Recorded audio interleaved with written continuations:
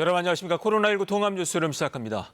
김정은 북한 국무위원장이 어제 6.25 전쟁 정전협정 기념일 연설에서 이 자위적 핵 억제력을 언급했습니다. 코로나19 최대 비상체제를 발령한 상황 속에서도 대규모 노병대회를 열고 핵 억제력으로 안전과 미래를 담보하겠다면서 이 땅에 다시 전쟁은 없을 것이라고 강조했습니다. 첫 소식 윤보미 기자가 보도합니다. 어제 평양에서 열린 전국 노병대회, 김정은 북한 국무위원장이 참석해 직접 연설을 했다고 조선중앙통신이 오늘 아침 보도했습니다. 김 위원장은 연설에서 믿음직하고 효과적인 자위적 핵 억제력으로 이 땅에 더는 전쟁이란 말은 없을 것이고 국가의 안전과 미래는 영원히 굳건히 담보될 것이라고 말했습니다. 또 이제는 그 누구도 북한을 넘보지 못한다, 넘보지 못하게 할 것이고 넘본다면 그 대가를 단단히 치르게 할 것이라고 밝혔습니다. 김 위원장은 6.25 전쟁 이후 70년이 평화 시기라고 할 수 없는 적들과의 치열한 대결의 연속이었다면서 온갖 압박과 도전들을 이겨내며 핵 보유국으로의 길을 걸어왔다고 말했습니다. 이어서 누구도 범접할 수 없는 최강의 국방력을 다지는 길에서 순간도 멈춰서지 않을 것이라고 했습니다. 어제 7월 27일은 6.25 전쟁 정전협정이 체결된 지 67주년이 되는 날인데 북한에선 조국 해방전쟁 승리의 날 전승절로 기념하고 있습니다. 전승절을 계기로 어제 평양에서 참전용사들을 초청한 전국 노병대회가 열린 겁니다. 김정은 위원장은 북한 참전용사들과 함께 행사장 주석단에 등장했으며 참전용사들을 전승세대, 자랑스러운 세대로 칭하며 거듭 경의를 표했습니다. 행사엔 김여정 제1부부장을 비롯해 최룡해, 박봉주, 이병철 등 당과 정부, 군 주요 인사가 참석했다고 조선중앙통신은 전했습니다. 북한이 코로나19 속에서도 이처럼 노병대회를 소집한 건 만성화한 경제난과 코로나 위기, 대미협상 교착 속에 내부 결속을 꾀하기 위한 것으로 풀이됩니다. KBS 뉴스 윤봄입니다. 장맛비 소식 전해드립니다. 기록적인 폭우에 많은 피해가 발생한 부산에서는 어제부터 비가 내리고 있습니다. 오늘 밤까지 30에서 70mm의 비가 더 내릴 것으로 예보가 되는데요. 부산 광안리 바닷가에 나가는 취재기자 연결해서 호우 상황 알아보겠습니다. 자, 노준철 기자, 현재 부산 상황 어떻습니까? 네, 지금은 부산에 비가 거의 내리지 않고 있습니다. 소강 상태입니다. 밤사이 부산에는 비가 내렸다 그쳤다 했지만 우려했던 것과 달리 큰 비는 쏟아지지 않았습니다. 제가 나와 있는 이곳 광안리 일대는 지난 23일 집중호우가 내려 침수 피해를 입은 곳입니다. 지금까지 부산에 내린 비의 양은 약 70mm입니다. 기상청은 어젯밤 11시를 기해 호우주의보를 해제했습니다. 다만 오늘 밤까지 30에서 70mm의 비가 더 내릴 것으로 예보했습니다. 또 바람도 순간 최대 풍속이 초속 6m 정도로 불겠다며 시설물 관리에 주의해달라고 당부했습니다. 도심 하천 범람과 해안가 그리고 저지대 침수도 아직은 안심할 수 없습니다.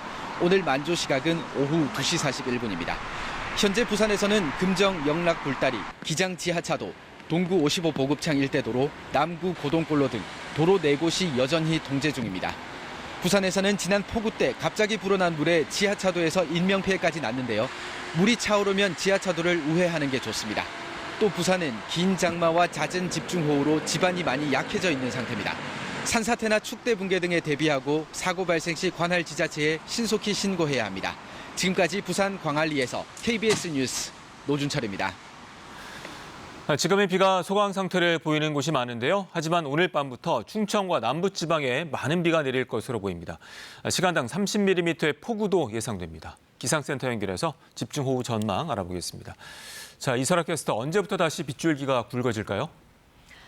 네, 다시 빗줄기가 강해지는 시점은 오늘 밤부터입니다. 오늘 밤부터 내일 오전 사이 충청과 전북, 경북 지방에 시간당 30mm 안팎의 집중호우가 쏟아지는 곳이 있겠습니다. 이번에도 짧은 시간 동안 기습 폭우가 퍼부으며 비 피해가 발생할 수 있어 계속해서 주의를 기울이셔야겠습니다. 지금은 산발적으로 비가 오고 있습니다. 오늘 서울과 경기 북부, 강원 북부 지역은 오전까지 비가 이어지다가 점차 그치겠고 그 밖의 지방은 비가 오다가 그치기를 반복하며 소강 상태를 보이는 곳이 많겠습니다. 하지만 오늘 밤부터 다시 비구름이 발달하면서 충청도와 전북, 경북과 경남 남해안에는 내일 오전까지 최고 100에서 150mm의 많은 비가 더 내릴 것으로 예상됩니다. 올여름 장맛비는 목요일까지는 전국에, 다음 주 월요일까지는 중부지방에 이어지다가 마무리 수순에 접어들겠습니다. 기상센터였습니다. 다음 소식입니다. 법무부 산하 법무검찰개혁위원회가 검찰총장의 권한을 축소하라는 권고안을 내놨습니다. 검찰총장의 구체적 수사 지휘권을 폐지하고 고검에 분산시키자는 건데요. 이 검찰총장을 현직 검사에서만 임용하는 관행을 바꾸자는 권고도 내놨습니다. 보도에 김진호 기자입니다. 이번 권고안의 핵심은 지나치게 권한이 집중된 검찰총장에 대한 견제라고 개혁위는 밝혔습니다. 먼저 검찰청법을 개정해 총장의 구체적 수사 지휘권을 폐지하고 이 권한을 6개 고등검찰청 검사장에게 분산시키자고 했습니다. 검찰총장이 지금 전국의 모든 2,200여 명의 검사님들의 수사를 다 지휘를 할 수가 있습니다. 세계 형사사법 절차가 구축된 국가들에서 보기 드문 비정상적인 상황이고요. 현재는 일선 수사팀이 주요 사건의 기소 여부나 구속영장 청구 같은 세세한 수사 과정을 총장 승인을 받아 진행하는데 고등검사장이 서면으로만 지휘하는 게 바람직하다고 권고한 겁니다. 대신 최근 논란이 된 법무부 장관의 수사 지휘권은 사전에 고등검사장의 서면 의견을 받고 구체적 사건에 대한 불기소 지휘는 원칙적으로 금지하자고 했습니다. 검사 인사 시 장관이 총장의 의견을 받는 절차를 바꾸자는 건의도 나왔습니다. 법무부 장관이 검찰총장 의견을 들어야 한다는 현행법을 고쳐 검찰 인사위의 의견을 듣고 총장은 검찰 인사위의 서면 의견을 내라는 내용입니다. 올해 1월 인사에서는 추 장관이 검찰 인사위 개최 직전에서야 윤 총장을 법무부로 부르면서 이른바 총장 패싱 인사 논란이 일기도 했습니다. 따라서 이번 주 중 법무부가 검사장급 10곳에 대한 인사를 단행할 예정인 가운데 장관이 검찰총장의 의견을 어떻게 반영할지 주목됩니다. 한편 개혁위는 검찰총장을 현직 검사에서만 임명하는 관행을 바꿔 판사, 변호사, 여성 등 다양한 후보 중에서 임명할 것도 권고했습니다. KBS 뉴스 김진호입니다. 21대 국회 법제사법위원회가 첫날부터 파행을 겪었습니다. 추미애 장관 아들 군복무 관련 의혹과 관련해서 야당과 추 장관이 충돌했는데요. 의원들은 현안 질문을 한 번씩 하지도 못했습니다. 조태현 기자입니다. 서울 동부지검장에서 3개월 만에 법무차관이 된 고기영 차관. 추미애 장관 아들 고발 사건을 봐줬기 때문 아니냐는 취지의 질문이 발단이었습니다. 아들 수사건하고 관련이 있는 거 아닙니까? 차관으로 발령난 게. 추 장관은 발끈했습니다. 소설을 쓰시네. 질문도 질문 같은 질문을 하세요. 국정에 대해서 질문을 하시면서 결국 40분간 정회, 사과 여부를 두고 다시 논란이 시작됩니다. 미래통합당이 그것을 고발하고 증거 내라, 자료 제출해라, 수사에 대한 중립성과 독립성을 굉장히 심각하게 침해하는 사건. 반드시 추미애 법무부 장관의 사과가 있어야 됩니다. 그것도 정중한 사과가 있어야 됩니다. 의원들이 한 번씩 질문을 마치지도 못했습니다. 앞서 한동훈 검사에 대한 검찰 수사심의위의 수사 중단 권고에 대해선 여야가 전혀 다른 해석을 내놨습니다. 구성하는 방법이 검찰총장이 위촉하는 방식으로 되어 있더라고요. 검찰총장이 입김이 관여될 수도 있는 것 아니냐라는 좀 의심이 드는데 검찰 수사가 부실하고 편파 수사라는 비판을 받을 수밖에 없습니다. 수사심의위원회 결정은 수용하는 것이 맞다고. 오로지 증거와 법리에 따라 수사의 결대로 독립하여 사건을 처리할 것으로 생각합니다. 윤석열 총장에 대한 여야의 정반대 입장에 추 장관은 검찰에 대한 민주적 통제가 필요하다고 주장했습니다. KBS 뉴스 조태현입니다. 어제 열린 박지원 국정원장 후보자에 대한 인사청문회에서 박 후보자의 대북관과 학력 위조 의혹 등 도덕성 검증에 질의가 집중되었습니다. 자세한 내용 김수연 기자가 보도합니다. 박지원 국정원장 후보자 도덕성 검증의 가장 큰 쟁점은 학력 위조 의혹이었습니다. 박 후보자가 1965년 단국대 편입 당시 조선대를 다녔던 것처럼 꾸몄고 2000년 장관 재임 당시에 이를 바로잡았다는 게 미래통합당 주장입니다. 저희들이 관심 있는 것은 후보자 20대일 때 학력 위조를 했던 것보다도 2000년 후보자 권력 실세였을 때 학력 위조를 했다는 지점입니다. 저는 위조한 적도 겁박한 적도 없다는 것을 의원님이 이해하시고 질문을 하시면 답변을 하겠습니다. 대북관도 도마에 올랐습니다. 통합당은 청문회에서 2000년 남북정상회담을 약속한 남북합의서 말고도 북한에 5억 달러를 제공한다는 또 다른 비밀 합의서가 있다며 사본을 공개했습니다. 박 후보자는 서명한 기억도 없고 김대중 정권을 모함하기 위한 위조된 서명이라고 맞섰습니다. 북한은 우리의 주적입니까 아닙니까? 주적이면서 평화와 협력 그리고 통일의 대상입니다. 우리 형제입니다. 박 후보자가 5년 전 후원자에게 5천만 원을 빌려 불법 정치자금 소지가 있다는 통합당 측 질의에 박 후보자는 친구에게 빌린 돈이고 곧 갚겠다고 했습니다. 청문회는 어젯밤 늦게까지 이어졌지만 청문회 결과를 담은 보고서는 채택되지 않았습니다. KBS 뉴스 김수현입니다. 지난 19일 월북한 것으로 알려지고 있는 탈북자 김모 씨의 월북 경로가 드러나고 있습니다. 군 당국은 강화도의 철책 및 배수로를 통해서 북한으로 건너간 것으로 추정하고 있습니다.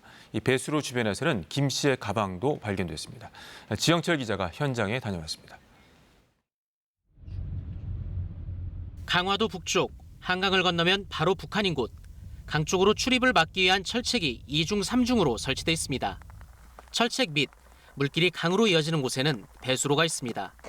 이 배수로의 높이는 1m 정도, 성인이 충분히 드나들 수 있습니다. 근처로 차단막도 없어서 쉽게 접근할 수 있습니다. 군과 경찰은 김 씨가 이 같은 배수로를 통과해 북한으로 건너간 것으로 보고 있습니다. 통과한 지점은 철책은 아니고 배수로로 확인했습니다. 추정하고 있고요. 지금 정밀 주사 중에 있습니다. 배수로 주변에서는 달러 환전 영수증과 물안경 등이 든 김 씨의 가방도 발견됐습니다. 월북 사실이 알려진 이후 군과 경찰이 배수로 주변을 조사했습니다. 복잡했는데 군인들이 어떻게 등장했어요. 못 오게 하더라고. 내가 가보려고 했는데. 바로 근처엔 해병대 초소가 있습니다.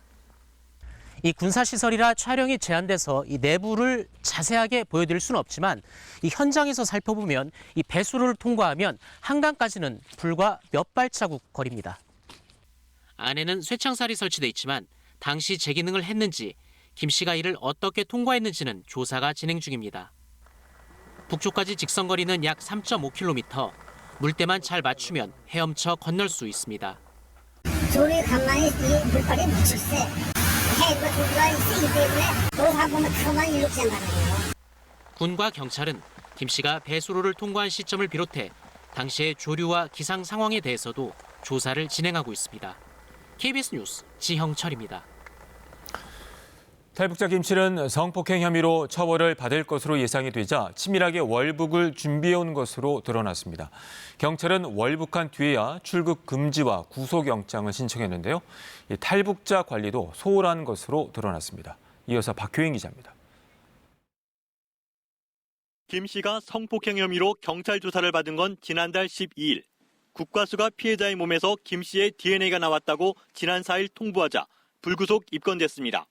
김 씨는 처벌을 받을 가능성이 커지자 본격적으로 월북 준비를 했습니다. 주변에는 직장 때문에 이사를 간다고 둘러댔습니다. 이사 간대요. 어디 가요? 그랬더니 평택으로 간대요. 옆집에서도 평택으로 간다고 했다는데 평택에 직장이라고. 탈북자로 추정되는 2명이 김 씨의 이사와 월북을 도왔습니다. 근데 나이 그보다는 좀 젊은 분하고 그분하고보다 조금 나이 먹은 사람하고 짐을 같이 짐도 꽤 많더라고요. 아파트의 보증금과 지인의 돈까지 빌려 월북 자금을 마련했습니다. 착한 거 뭐 돈을 좀 빌린 것 같고 나오게 되면 1,500만 원을 줘요. 그거 뺀 걸 거예요. 김 씨가 이처럼 철저하게 준비를 하고 지난 19일 월북을 한 뒤에야 경찰은 뒤늦게 출국 금지와 구속영장을 신청했습니다.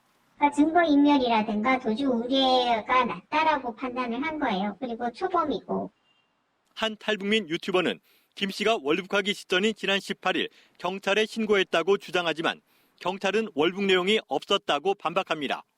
김 씨가 성폭행 수사를 받은 지 한 달 이상 됐지만 탈북자 관리를 맡은 경찰은 한 번도 연락하지 않았습니다. 월북 신고를 받은 뒤에도 국방부나 국정원에 협조 요청도 하지 않았습니다. KBS 뉴스 박효은입니다. 이번엔 KB증권 연결해서 오늘의 주식시장 알아보겠습니다. KB증권입니다. 코스피 지수가 전일의 강세를 이어가며 2240선을 회복하는 데 성공했습니다. 코스닥은 개인의 매수세가 유입되면서 1% 가까이 상승하고 있습니다. 이 시각 현재 코스피는 27.81포인트 상승한 2245.67에 코스닥은 6.97포인트 오른 808.2에 거래되고 있습니다. 간밤 미국 증시는 신규 경기 부양책 기대감과 실적 발표를 앞둔 핵심 기술주의 강세에 힘입어 상승 마감했습니다. 코스피 역시 외국인이 사흘째 물량을 사들이며 1% 넘게 오르고 있습니다. 대장주 삼성전자가 외국인의 매수에 힘입어 연일 강세를 이어가고 있고 고려아연은 금은 가격 상승에 따라 하반기 실적 개선 기대감이 높아지며 오름세입니다. 또 케이블 TV 현대 HCN 매각 우선 협상 대상자로 KT 스카이라이프가 선정되며 스카이라이프가 8% 넘게 급등하고 있습니다. 이 시각 현재 달러화에 대한 원화 환율은 1,192원 60전에 거래되고 있습니다. 지금까지 KB증권이었습니다.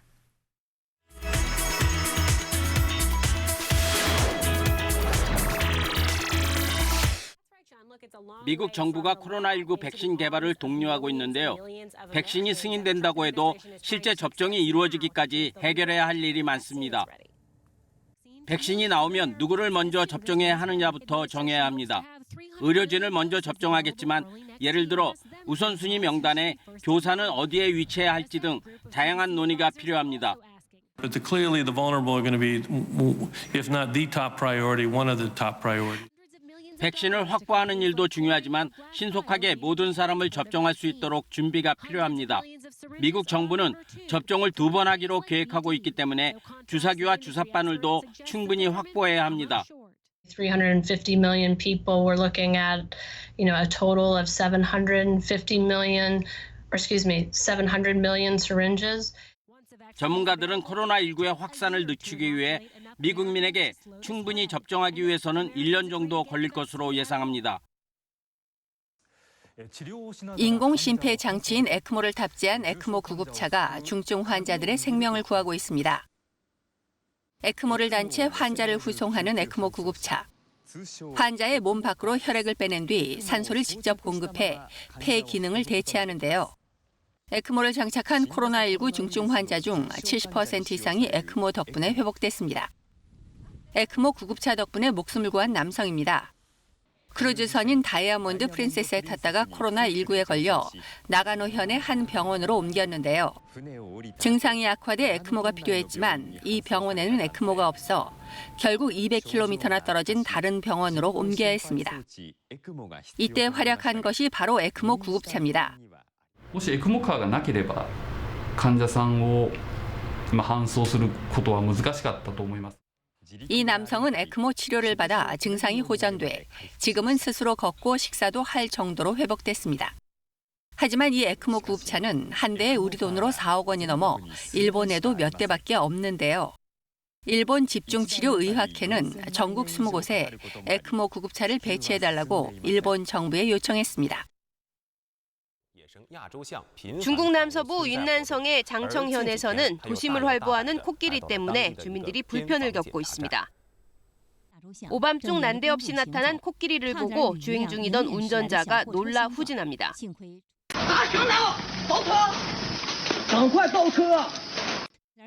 이 코끼리 하마터면 마주오던 트럭과 정면으로 부딪힐 뻔했습니다. 아무 일 없다는 듯 이번에는 길을 가로질러 인근 경찰서로 향합니다. 결국 때 아닌 코끼리의 도심 활보로 경찰들이 출동해 차량 통제까지 해야 했습니다. 코끼리의 도심 나들이는 이번이 벌써 4번째. 차량과 충돌할 뻔한 적이 한두 번이 아닙니다. 인근에 서식하는 야생 코끼리는 30마리 정도 되는데요. 도심과 논밭, 도로에까지 수시로 출몰하고 있습니다.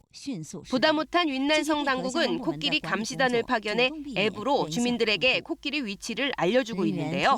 주민들에게 코끼리를 보면 무조건 피하라고 당부합니다. 독일 브란덴부르크주 주민들이 비버의 왕성한 활동으로 인해 불편을 호소하고 있습니다. 한때 멸종 위기에 처했다가 간신히 살아남은 비버. 브란덴부르크 주에서도 서식하며 개체수를 늘려가고 있습니다.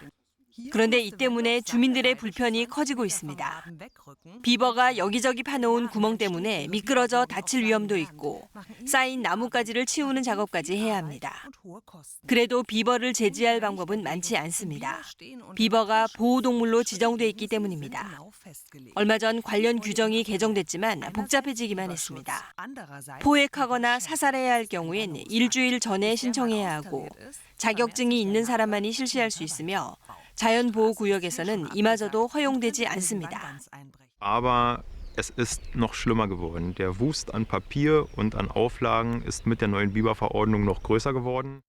주민들은 비버가 또다시 만든 구멍에 표시를 하며 부상자가 발생하지 않기만을 바라고 있습니다. KBS 월주니스입니다.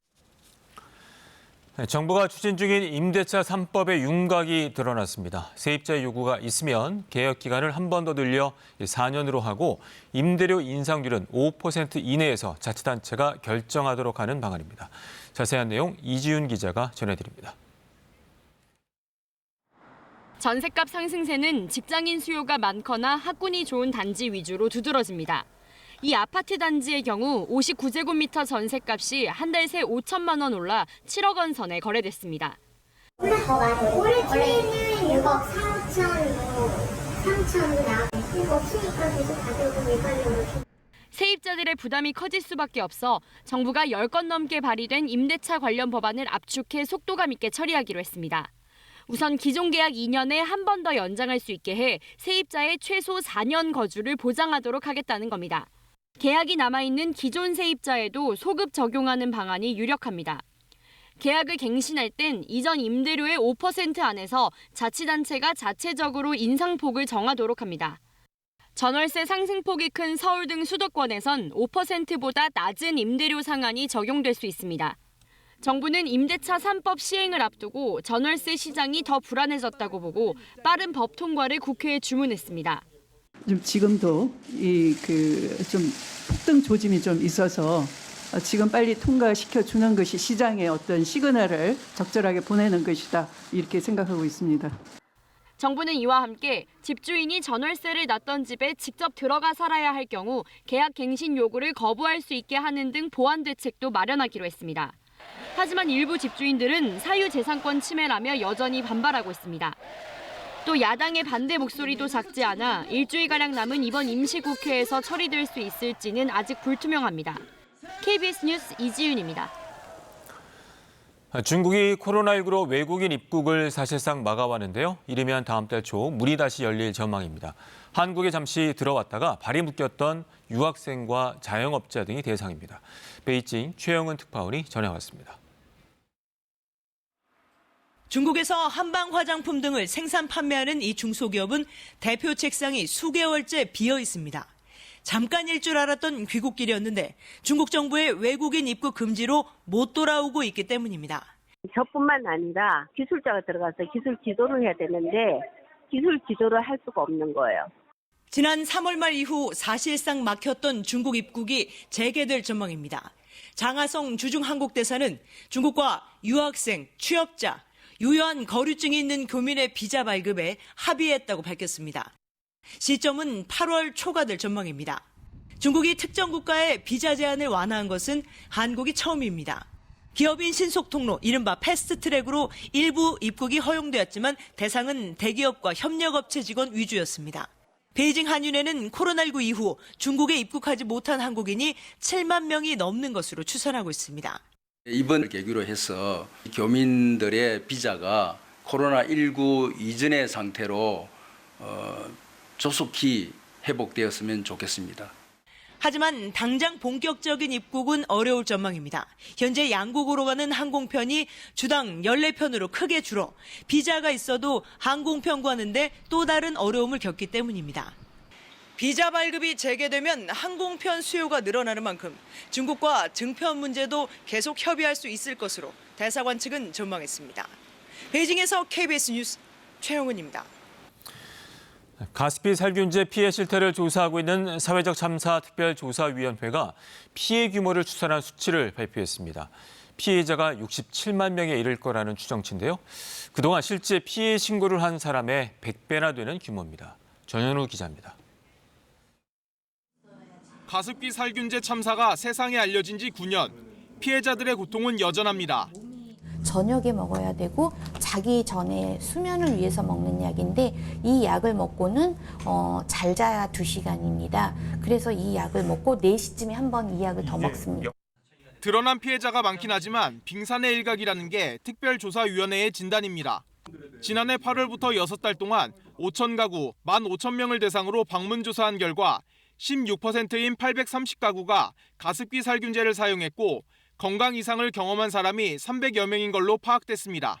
이 비율에 따라 600만 명 이상의 국민들이 가습기 살균제를 사용했고 피해자 규모는 67만 명에 이를 거라는 게 특조위의 추산입니다. 19세부터 69세 인구인 3,800만 명에 대입하면 건강 이상을 경험한 인구는 약 67만 명. 그런데 지난 9년 동안 정부가 공식 접수한 피해자 수는 6,800여 명, 67만 명 추산치의 1%밖에 안 됩니다. 신고되지 않은 엄청난 숫자의 피해자들이 있다는 사실, 또 그리고 그분들을 어떠한 방법이든지 방치해서는 안 된다는 문제를 저희가 지금 지적을 하고 있는 것이고요. 특조위는 가습기 살균제로 비염과 폐질환, 피부질환, 천식순으로 환자가 많았을 걸로 추정했습니다. 특조위는 건강보험 기록이나 대형마트 구매 내역을 역추적해 피해자를 더 찾아야 한다고 정부에 촉구했습니다.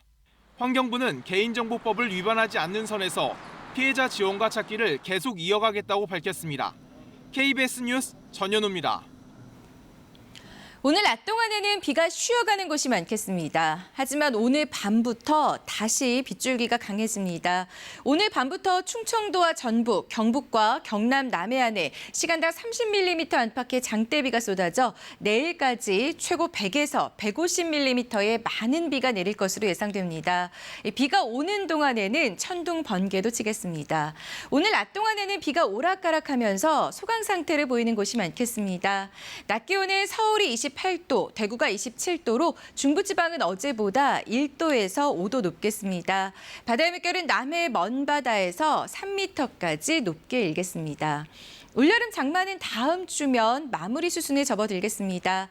남부지방은 모레까지, 중부지방은 다음 주 월요일까지 비가 이어지다가 끝나겠는데요. 장마의 끝자락에서 비가 자주 강하게 내릴 수 있어 계속 대비가 필요합니다. 날씨 전해드렸습니다. 코로나19 통합 뉴스룸은 12시 뉴스에서 이어집니다. 고맙습니다.